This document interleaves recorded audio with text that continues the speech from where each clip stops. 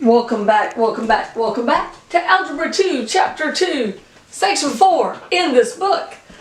Everything I'm teaching, I teach slower in Algebra 1. So this is review. We're going fast. So if it's too fast for you, go watch this one. Write down what topics I'm covering.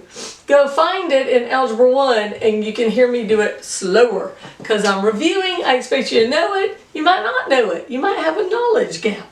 It happens. So if so, go watch me teach it slower. Alright, writing equations of lines. So we're given this graph and we have to make an equation. What you do is you look very carefully where the line exactly crosses in the blue corners of the graph paper. You can't really do it on my graph because I don't have graph paper, but we can pretend. So I have a point right here and a point right there, and it goes up 3 and it goes over 2, so and it's positive, so I can see my slope is 3/2. I can see where it appears to cross is at -1, and I would use my y equals mx plus b formula, and it would be 3/2 x minus 1. Now, the graph only ways not to give way, because what if it's not exactly crossing? What if your eyes deceive you? So we always do this when we first start this topic, and then we don't do it anymore. Okay, so there's another way. And they will give you the slope, and they'll give you a point, and they want you to write the equation. Now there's 3 ways you could do this. The first way is the 1987 way, where did I write it down? I didn't write it there. I would thought about it, but I'll just tell you from here. Okay, what you do is you put it into y equals mx plus b.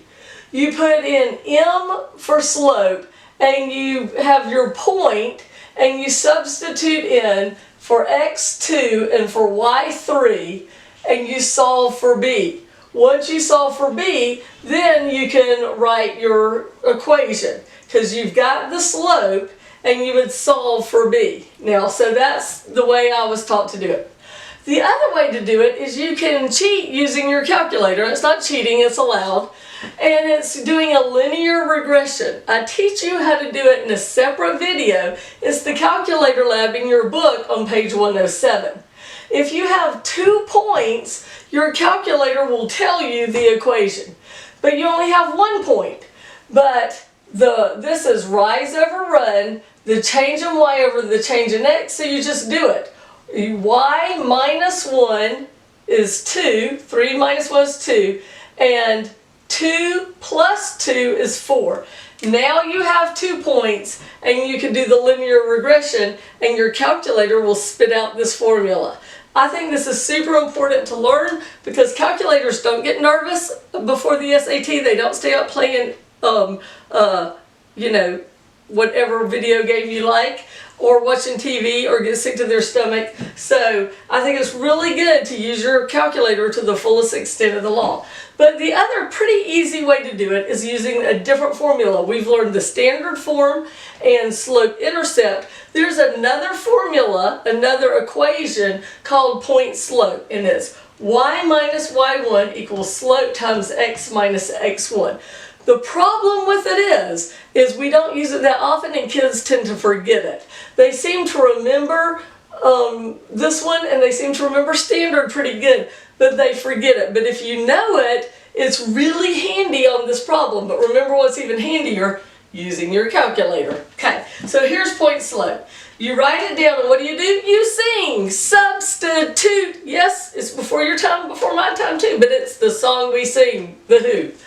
Then we label x and y, and the formula we've substituted for y, 3, and for 2x, and the slope in for slope. And then we solve it. Well, what do we get rid of first? What's making it ugly? The parentheses. So we draw our arrows, bring down what we didn't mess with. -1/2 times x is -1/2 x.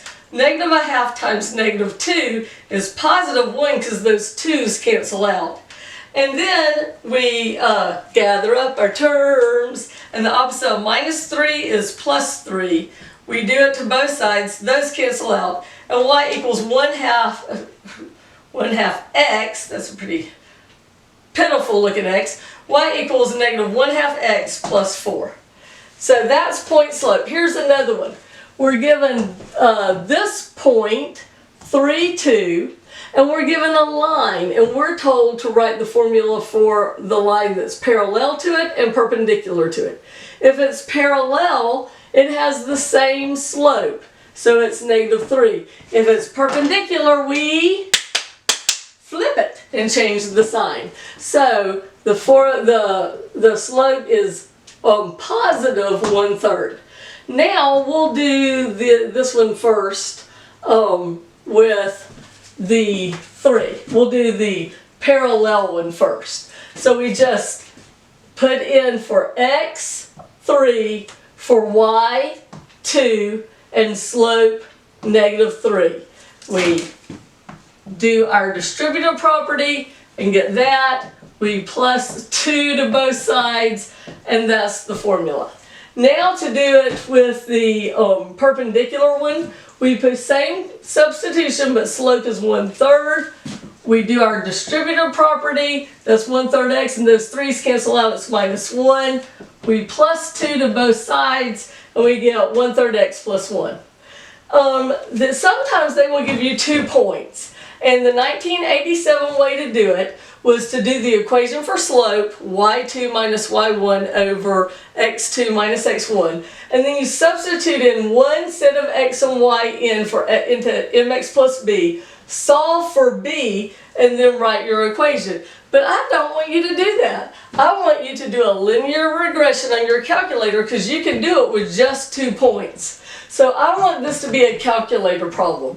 I want you to practice your linear regressions and then come back and do this problem on your calculator and see how to get the answer. Okay, the other thing they teach you in this one is direct and inverse variation. And we teach this so much better in science. I'm a science teacher too. And bless their hearts, math tries. This is the idea. Speed is distance over time. I am a runner. Been running since I was 13 and never quit. So I'm slow, but I still run. So if one day I'm not feeling too good and I do my usual 3 miles, but it takes me longer, time is in the denominator, time goes up, speed goes down. What if I go longer in the same time? The distance goes up, then speed goes up. So this is the deal. If one thing's in the numerator and one's in the denominator, they vary inversely. If one goes up, the other one goes down. If they're both in the numerator, they vary directly. One goes up, the other goes up. That's how you do it in real life in science. This is math's weird way of doing it. They make it an equation. If x and y vary directly, if y is 12 and x is 4, this is the equation. You see, substitute and put 12 in for y, 4 in for x, and then solve, divide both sides by 4, so k equals 3, but that's not the answer. You take the k and you put it back into the formula, and you put y equals 3x. And then they said, well, what about if x is 5? Then it'd be 5 times 3 is 15. If it's inversely, so here's my problem, x and y vary inversely, x is 2, y is 1. I put it in this equation, I just substituted in 1 for y, 2 for x. I solve for k here. Y is k, now let's be multiplied, divide by 2, I multiply both sides by 2. Those cancel out, k is 2, and I put it back into the formula. So it's not hard, it's just not the best way to do it. Just gotta bless math's heart for trying to be science when they're not. All right, come back and we'll review more Algebra 1. Math is great.